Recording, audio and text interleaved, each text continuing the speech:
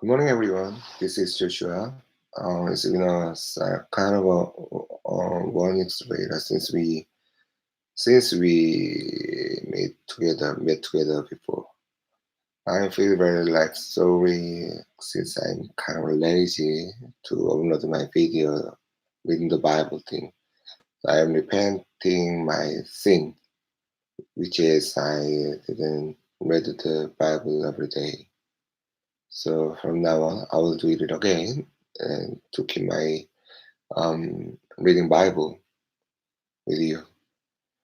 And today I will meet my pastor, who met in Nepal for my mission trip, and his disciple Rajesh. So we are gonna meet in Jamshid nearby my company, and I will prepare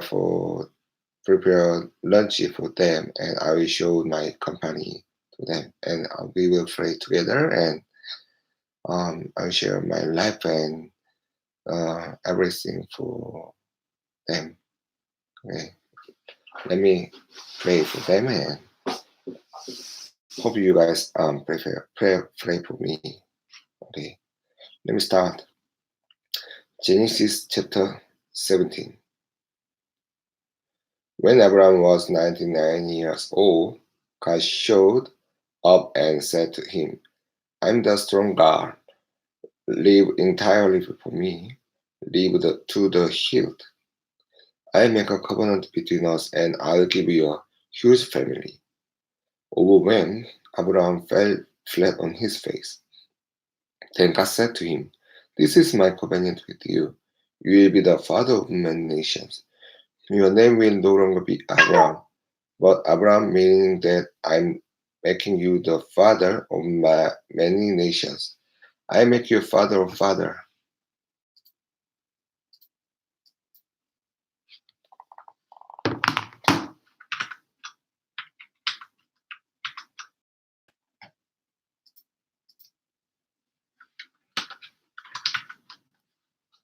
And sorry,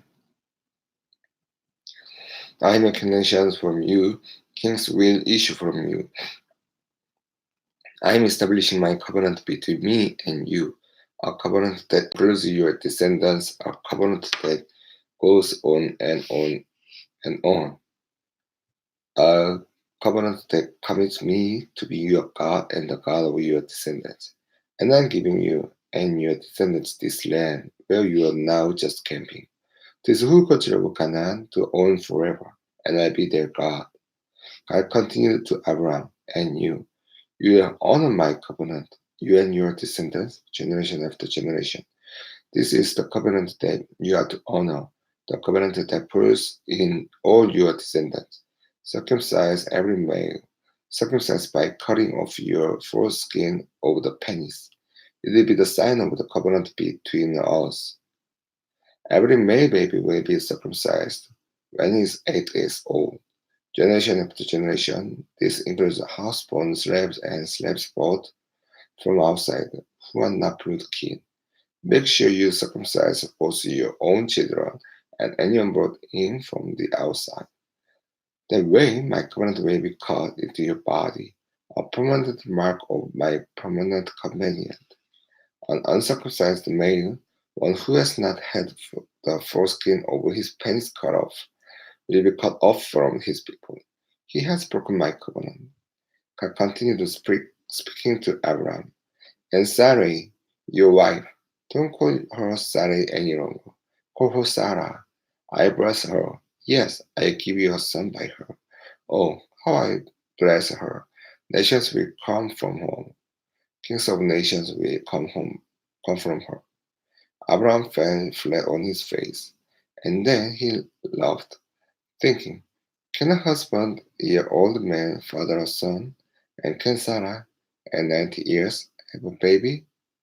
Recovering, Abraham said to God, Oh, keep Ismail alive and ready for you. But God said, That's not what I mean. Your wife, Sarah, will have a baby, a son. Name him Isaac, later. I will establish my covenant with him and his descendants, a covenant that lasts forever. And he smiled, yes, I heard your prayer for him. I will also bless him. I make sure he has plenty of children, a huge family. He fathered 12 princes. I make him a great nation. But I establish my covenant with Isaac, whom Sarah will give you about this time next year. God finished speaking with Abraham and left. Then Abraham took his son Ismail and all his covenant servant, whether house-born or purchased, every man in his household, and circumcised them, cutting off their foreskin that very day, just as God had told him. Abraham was 99 years old when he was circumcised. His son Ismail was 13 years old when he was circumcised.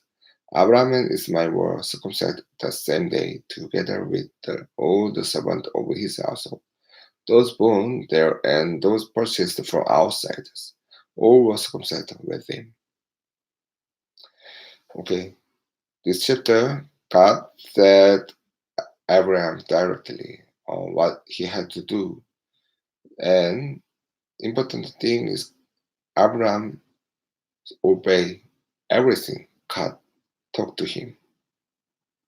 So he he will get the baby from Sarah, who is changed her name Sarai by God. Okay, let me read, can read to continue. Chapter 18. God appeared to Abraham at Oaks of Mamre while he was sitting at the entrance of his tent. It was the hardest part of the day. He looked up and saw three men standing. He leaned from his tent to greet them and bowed before them. He said, Master, if it please you, stop for a while with your servant. I get some water to so you can wash your feet. Rest under this tree. I get some food to refresh you on your way, since your troubles have brought you across my path. They said, Certainly, go ahead. Abraham hurried into the tent to Sarah. He said, Hurry, get 3 cups of our best flour, knead it, and make bread. Then Abraham ran to the kettle pan and picked out a nice plump calf and gave it to the servant, who lost no time getting it ready. Then he got curd and meat, brought them with the calf that had been roasted, set the meat before the men, and stood there under the tree while they ate. The man said to him, Where is Sarah your wife? He said, In the tent. One of them said, I am coming back about this time next year. When I arrive, your wife Sarah will have a son. Sarah was listening at the tent opening, just beyond the man. Abraham said Sarah were old by this time, very old. Sarah was far past the age for having babies. Sarah laughed within herself. An old woman like me, get pregnant with this old man of a house band? God said to Abraham, Why did Sarah laugh saying, Me having a baby? An old woman like me? Is anything too hard for God? I'll be back about the time next year and Sarah will have a baby. Sarah lied. She said, I didn't laugh because she was afraid. But he said, Yes, you did. You laughed. When the men got up to leave, they set off for Sodom. Abraham walked with them to say goodbye. Then God said, Should I keep back from Abraham what I'm about to do? Abraham is going to become a large and strong nation. All the nations of the world are going to find themselves blessed through him. Yes, I've settled on him as the one to train his children and future family to observe God's way of life. Live kindly and generously and fairly, so that God can complete in Abraham what he promised him. God continues, the cries of the victims of Sodom and Gomorrah are deafening. The sin of the cities is immense. I'm going down to see for myself. See if what they are doing is as bad as it sounds. Then I'll roll.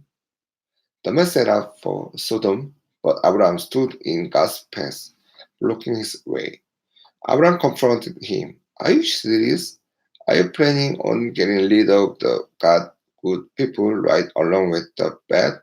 What if there are 50 decent people left in the city? Will you lump to God good with the bad and get rid of the lot? Wouldn't you spare the city for the sake of those 50 innocents? I can't believe you do that. Kill off the good and the bad alike as if there were no difference between them. Doesn't the judge of all the earth judge with justice? I said, if I find 50 decent people in the city of Sodom, I spare the prepare place just for them. Abraham came back. Do I, a mere mortal made from for handful of dirt, dare open my mouth again to my master? One of the 50 fall short by 5. Would you destroy the city because of those missing 5? He said, I won't destroy if there are 45. Abraham spoke up again. What if you only find 40? Neither will I destroy it if for 40. He said, Master, don't be irritated with me. But what if only 30 are found? No, I won't do it if I find 30. He pushed on. I know I am trying your patience, Master. But how about for 20? I won't destroy it for 20. He wouldn't quit. Don't get angry, Master. This is the last time. What if you only come up with 10? For the sake of only 10, I won't destroy the city. When God finished talking with Abraham, he left, and Abraham went home. Okay, this chapter, Abraham make a discussion for the Sodom and Gomorrah things. So God said to Abraham, if there are just only one person who is a very good person for me, and I won't destroy anything for them. So God is very generous and sincere. So if there is someone who is repent to their sin, he will absolutely forgive them. Yeah, but we didn't. We hadn't yet. We haven't. So far, I had many sins, but uh, I didn't recently repent my sins. So I will repent my sin today, every day, anytime. Whenever I feel like a very sinful for me, I'll do just to repent right away as soon as I feel like that. Okay. Last chapter, Genesis, chapter 19. The two angels arrived at Sodom in the evening. Lot, Lot was sitting at the city gate. He saw them and got up to welcome them, bowing before them and said, Please, my friend, come to my house and stay the night. Well, sure, you can rise early and be on your way refreshed. They said, No, we'll sleep in the street. But he insisted. Wouldn't take no for an answer. And they relented and went home with him. Lord fixed a hot meal for them, and they ate. Before they went to bed, men from all over the city of Sodom, young and old, descended on the house from all sides and boxed them in. They yelled out loud, Where are the men who are staying with you for the night? Bring them out so we can have our sport with them. Lot went out, barring the door behind him, and said, Brothers, please don't be vile. Look, I have two daughters, virgins. Let me bring them out. You can take your flesh with them, but don't touch these men. They are my guests. They said, Get lost.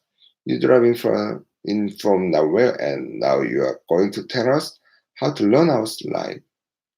We treat you worse than them. And they charged past Lot to break down the door. But the two men reached out and put Lot inside the house, locking the door. Then they struck blind the men who were trying to break down the door. Both readers and Pharaohs, leaving them groping in the dark. The two men said to Lot, "Do you have any other family here? Sons, daughters, anybody in the city? Get them out of here. And now we are going to destroy this place. The outside outcries of victims here to God are deafening. We've been sent to bless this place into oblivion." Lot went out and warned the finance of his daughters, Evac- evacuate this place. God is about to destroy this city, but his daughters would be husbands as a joke. At break of day, the angel pushed Lot to get going. "Hurry, get your wife and two daughters out of here before it's too late and you are caught in the punishment of the city." Lot was dragging his way. The man grabbed Lot's arm, and the arms of his wife and daughters. God was so merciful to them and dragged them to safety outside of the city. When they had them outside, Lot was told, "Now run for your life. Don't look back. Don't stop anywhere on the plain. Run for the hills or you will be swept away." But Lot protested, "No, masters, you can't mean it. I know that you've taken a liking to me and have done me an immense favor in saving my life, but I can't run for the mountains. Who knows what terrible thing might happen to me in the mountains and leave me for dead. Look over there. The town is close enough to get to me.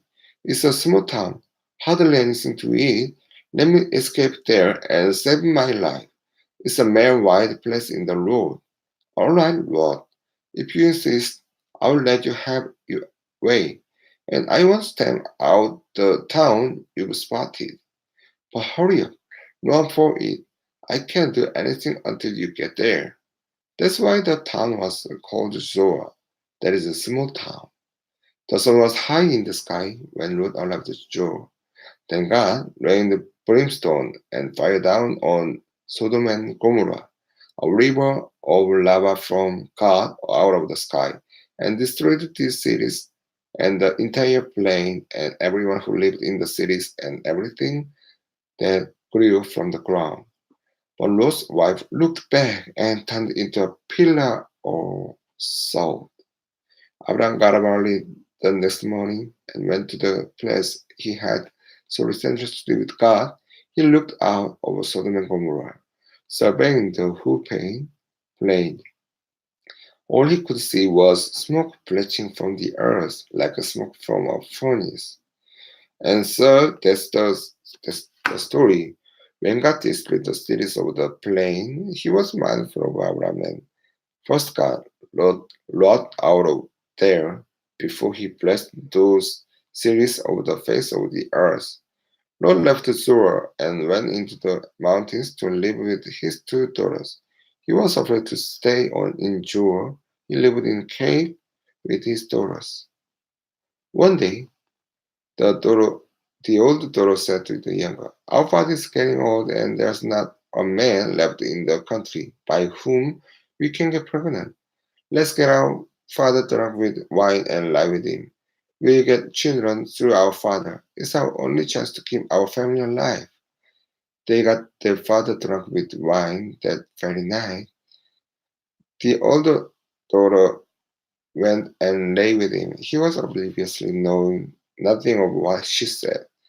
The next morning, the older said to the younger, "Last night I slept with my father. Tonight is your turn. We'll get drunk again, and then you sleep with him. We both get our child so through our father and keep our family alive." So the night they got their father drunk again, and the younger went in and slept with him. Again he was oblivious, knowing nothing of what she said. Both daughters became pregnant by their father, Lot. The older daughter had a son and named him Moab, the ancestor of the present-day Moabites. The younger daughter had a son and named him Ben-Ami, the ancestor of present-day Ammonite.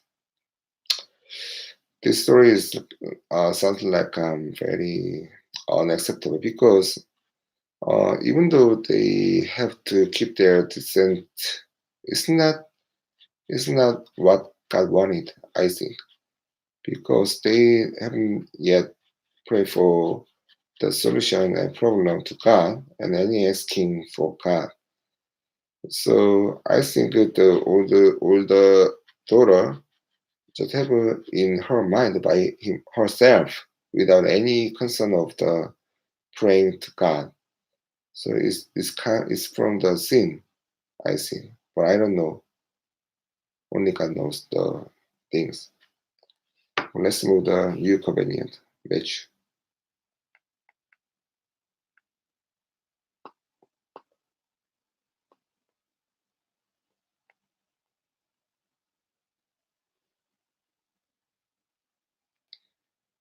Matthew chapter 9.